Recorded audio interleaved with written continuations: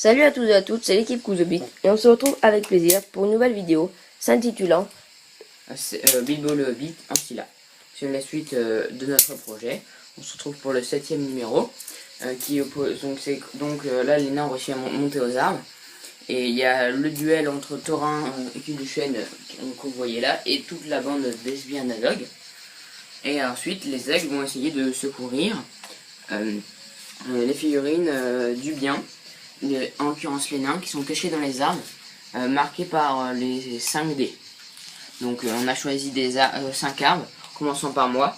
Donc vous voyez que ces 3 là c'est moi qui les ai choisis, car il est mieux les choisir loin du joueur du mal. Et bien entendu mon cousin a choisi les arbres les plus proches de ces figurines. Donc les forces en présence, pour le bien, Thorin Cuduchène, Bilbo Saquet, Goïr et Cal Grands Aigles. Donc voici les Grands Aigles, et le reste des figurines du bien mais qui entrent après. Figurines du mal, Azog, Narzug, Fimbul, 6 chasseurs sur Wargdézon et 6 Wargdézon. Donc les positions de départ, le joueur du bien place Thorin au pied de l'arbre indiqué sur la carte, donc en gros c'est l'arbre un peu au centre de la partie quoi, on a fait, un peu au centre des armes quoi. Puis le joueur du mal dépose ses figurines en contact avec n'importe quel bord de table, hormis le bord est, donc le nord est ici, hein. Le nord c'est le bord de table de mon cousin, là c'est l'est, l'ouest et le sud. Donc, car l'est, le bord est, c'est un escarpement rocheux. Donc voilà, on avait réutilisé notre très énorme stock de rochers pour créer un escarpement rocheux qui rend pas trop mal. Donc, les autres figurines du bien sont représentées sur la table en début de partie. Elles entreront en jeu plus tard. Les objectifs.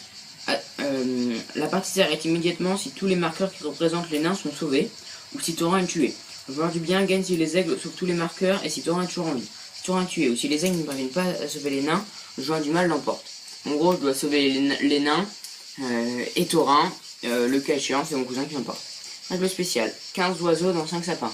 Avant le début de la partie, les joueurs désignent tour à tour, en commençant par le joueur du bien, 5 armes comme étant les clichés de la compagnie de Thorin, ce qu'on a fait. On a placé les marqueurs. Donc, un aigle, y compris Goïr, peut piquer et attraper les occupants d'un arbre en terminant son mouvement avec son stock au contact du tronc. Placez alors le marqueur, qui compte comme un objet léger, sur le stock de l'aigle. Si celui-ci sort par un bord de table, les nains qui le transportaient sont sauvés. Thorin peut être sauvé de manière similaire. Un aigle peut le cueillir en terminant son mouvement en contact socle à socle. Un aigle qui transporte des nains ne peut effectuer aucune attaque brutale. De plus, s'il est tué, le marqueur est automatiquement perdu. Soyez donc très attentif à ce que vous faites avec un aigle qui transporte des nains. Donc voilà, si je transporte des nains et que mon aigle se fait tuer, j'ai perdu. L'envol des aigles. À la fin de la phase du mouvement, du deuxième tour, le joueur du bien peut faire entrer en jeu Goïr et ses aigles, donc ici présent. Goïr, c'est celui-là. En tant que renfort par le bord de la table nord, sud ou est. Lorsqu'un aigle, hormis Goïr, est tué ou quitte la table en emportant des nains, le joueur du bien peut faire rentrer en jeu en tant que renfort un autre aigle à la fin de la phase de mouvement par le bord nord, sud, ouest. Ellipse, désolé. La dernière règle spéciale, le courage de Bilbo Saquet. Donc je peux faire rentrer Bilbo Saquet durant n'importe quelle phase de combat en contact socle à socle avec toute figurine du mal engagée en contre Thorin. Si Bilbo entre en jeu de cette façon, il doit être également sauvé par les aigles. En gros, mettons, là il y a le warg qui charge Thorin, et je peux faire rentrer Bilbo, là, taper le warg derrière. Voilà, en gros. Mais c'est un choix Okay. Et c'est pas donc une obligation, c'est-à-dire qu'on peut passer la partie à ne pas faire sortir Bilbo. Donc là, on va toujours, comme d'habitude, faire le Thorin avec l'initiative du bien, et on se retrouve pour la fin du Thorin. À la fin de ce tour 2, l'initiative a été au joueur du bien.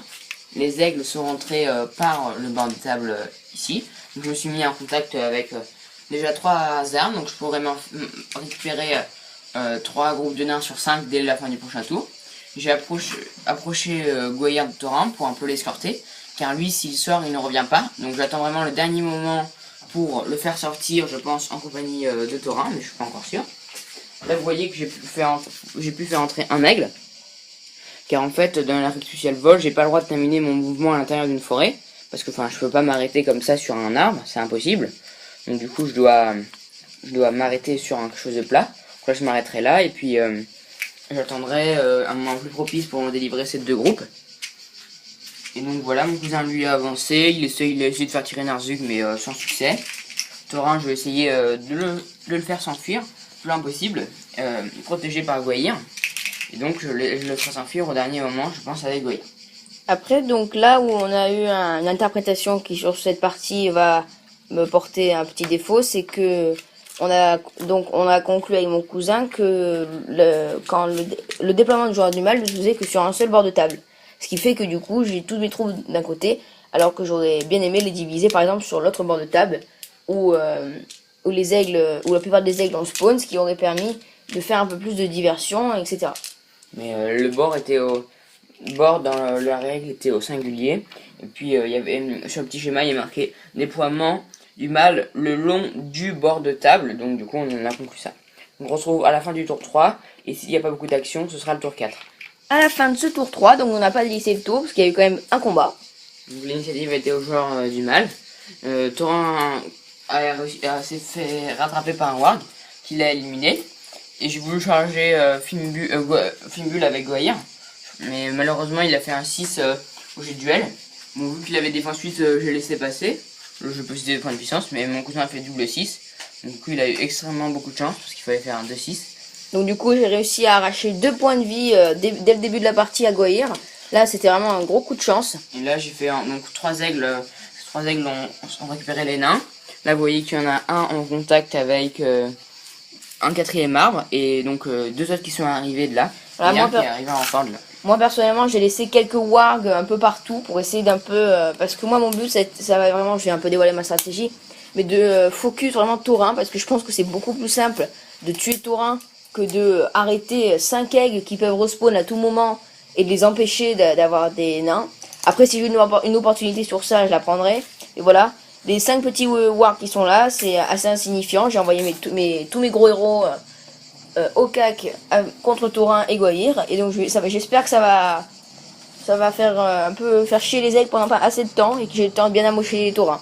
Voilà. Donc on se retrouve à la fin du tour 4. À la fin du tour 4, l'initiative a été au joueur du bien. Ce aigle-là est revenu, puis il a prêté main forte aux 2 autres aigles pour faire rapatrier. Là, je vais essayer d'avancer le plus vite possible et de couvrir Thorin avec les aigles.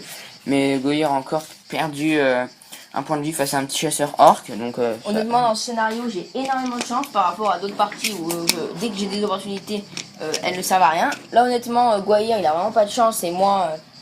j'en profite bien et ma chance est là. Donc voilà, on se retrouvera à la fin du tour. À la fin de ce tour 5, donc Thorin et l'initiative était au joueur du bien. Et donc Thorin est parti, on peut dire. Hein. Et je fais un petit barrage avec cet aigle et je l'ai protégé avec Gwaihir. Du coup, mon cousin a fait replier ses forces là, parce qu'il a vu Thorin forcément partir. Moi, j'ai toujours pas réussi à tuer les wargs qui bloquent l'arme. Donc j'ai juste tué un chasseur monté, Gwaihir a tué un chasseur monté. Donc voilà, donc mes petites figurines auront servi, parce que j'espère que du coup, vu que Thorin a réussi à s'enfuir, hein, parce que même si c'est pas encore vraiment fait, là j'avais plus aucune chance, donc j'ai tout envie de rapatrier, en espérant tuer un aigle qui aurait des nains potentiellement, ou voilà. Donc on se retrouvera à la fin du prochain tour, j'espère pouvoir éliminer les wargs.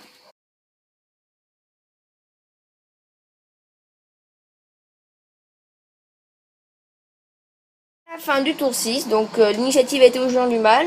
Mon cousin a déclaré un élan héroïque, ce qui lui a permis de faire sortir Thorin avec un aigle et de rapprocher Gwaihir de l'endroit où il reste les nains à récupérer.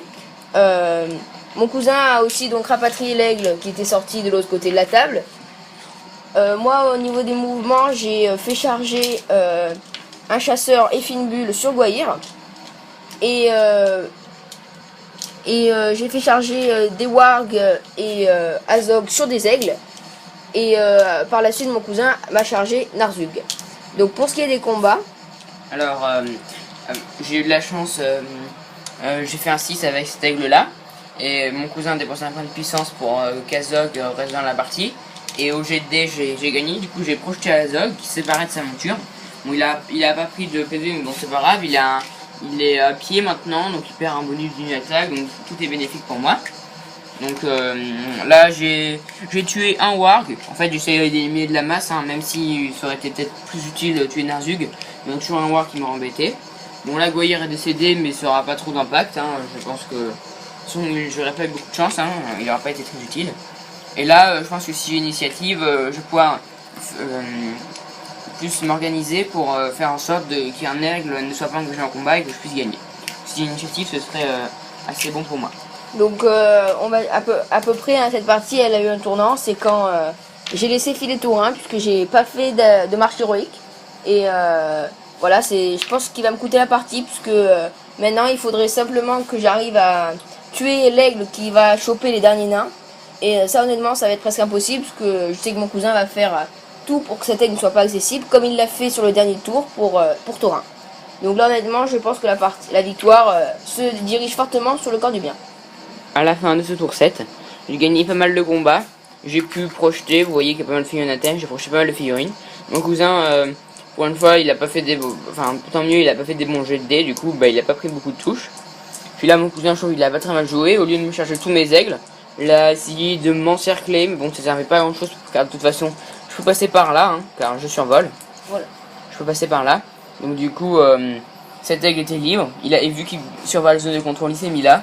Et si j'ai l'initiative, puis même je pense que même si j'ai pas l'initiative, à moins que ce warg arrive à charger, cet aigle va s'enfuir et ça scellera ma victoire. Après, j'avais un choix, c'était soit j'essayais d'encercler, ça savait pas grand chose, c'est sûr, ou alors je chargeais. Mais je me suis dit, si c'est pour charger, qu'en un tour j'ai plus de figurines et que là du coup il a un boulevard pour sortir, ça servait plus grand chose, ça servait plus à grand chose. Donc je me suis dit, je vais essayer d'encercler, voir s'il n'y a pas une opportunité. Donc je pense que s'il y a une opportunité, ce sera au prochain tour. Et puis sinon, je dirais bien joué. À la fin de ce tour 8, donc l'initiative a été encore une fois au joueur du mal, donc à moi. Alors là, mon cousin, vu qu'il y a beaucoup de figurines à terre, il n'a pas pu faire charger grand chose, hein, il a juste essayé de se relever. Voilà. Lui, il n'avait pas pu réussir, il ne pouvait pas aller jusqu'à l'aigle qui transportait les nains. Donc du coup, il y avait un warg qui a allé, et ensuite, vu que j'avais encore des aigles. Voilà, vu que je n'ai plus... En fait, ce que j'aurais voulu faire, c'était, avec mes autres figurines, charger tous les aigles, pour que le warg ait une petite chance d'arracher un point de vie à l'aigle qui transportait les nains, pour qu'éventuellement, au tour d'après, si j'avais encore l'initiative, refaire la même chose, et du coup, éventuellement, gagner la partie. Mais vu que mon cousin, au début, je trouvais ça moins avantageux que de taper normalement, à projeter une quantité phénoménale de figurines, du fait que les figurines étaient dans la trajectoire du lancer, et ça m'a empêché de faire quoi que ce soit presque.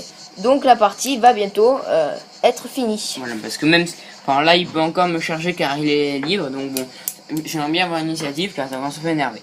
Parce que là, s'il arrive à charger avec Azog, on va regarder tout de suite, il a 6 de déplacement, est-ce qu'il peut? Voilà, donc Azog peut, donc si j'ai pas l'initiative, ça sentirait un peu le roussi, quoi. Voilà, il faut bon, après, je pourrais quand même amener d'autres règles en renfort, mais bon, il faudrait que j'ai l'initiative parce que ça fait 2 tours que je l'ai pas. Là, c'est quand même un manque de chance de ma part. Il me faut vraiment cette initiative. Donc c'est à la fin du tour 9, après un gros virement de situation qui a été, je vais être honnête, hein, ça a été vraiment fait par la chance. Donc c'est moi, le joueur du mal, qui l'ai emporté. Donc avec une victoire faite. Donc voilà, simplement parce que j'ai réussi, j'ai eu l'initiative du fait que j'ai fait un 6. J'aurais pu faire également un élan héroïque. Ça m'a permis de attaquer avec Finbul l'aigle qui soutenait les nains et du coup de le tuer. Donc du coup la partie a été gagnée pour moi, ce qui me fera un avantage. Donc là si vous ne voyez plus les ailes, ne paniquez pas, c'est parce que nous avons commencé à préparer la table pour l'attribution des points de malus, bonus, etc. Donc pour ce scénario, on espère qu'il vous a plu. C'est vrai que ça n'a pas été un des scénarios les plus impressionnants, ou du moins les plus intéressants peut-être, que nous vous avons présenté depuis le début de ce projet. C'est vrai que mon cousin par exemple avait peu de figurines, donc ça faisait des tours quand même relativement courts, avec quand même très peu de possibilités de revirement de situation. Là, il y en a eu quand même beaucoup, je pense, par rapport à la moyenne de ce scénario, puisqu'il y a eu énormément de chance de mon côté quand même pour ce scénario. Voilà, après je pense que voilà, on vous a présenté un scénario qui j'espère vous plaira. Et donc on se retrouve tout de suite pour l'attribution des bonus et malus. On se retrouve pour l'attribution donc du bonus et malus et donc les G de dés. Donc là ça va être très court, puisqu'au niveau du bien il n'y a que ça, puisque les autres héros, on vous a dit que c'était simplement les compagnons de la compagnonne de Taurin qui ont ce système de récupération. Tous les autres héros du bien comme du mal sont toujours full à chaque fois qu'ils réinterviennent dans le scénario. Donc Thorin est désigné comme traversant de compagnon car il a participé contrairement à Bilbo. Mon cousin va le désigner plutôt là un épicier que d'un comme voleur, mais bon ça sert pas à grand chose car il a déjà tous ses points. Voilà, donc c'est Bilbo. Il manque que 2 points de puissance à Thorin. 6, il les récupère. Thorin récupère donc ses 2 points de puissance. Il sera donc full à la prochaine partie. Donc voilà, c'est le dernier scénario du Hobbit que vous voyez sur cette table, hein, car ensuite on passe vers Mirkwood. Donc là, au moment où on tourne cette vidéo, on est en pleine vacances d'été. Ensuite on va s'activer pendant ces vacances d'été pour vous faire la table, rechanger la table de Mirkwood. On a quelques idées, on va vraiment bosser dessus pour qu'elle soit aussi bien que possible. Donc voilà, on espère que la table sur laquelle on vous a présenté ces 7 scénarios vous ont plu, et aussi on a fait d'autres parties dessus. Donc c'est la fin de cette vidéo. Je suis encore un petit peu dégoûté car mon cousin a eu un petit peu de chance, mais bon c'est pas grave. Et on vous dit Merci à vous tous et à la prochaine.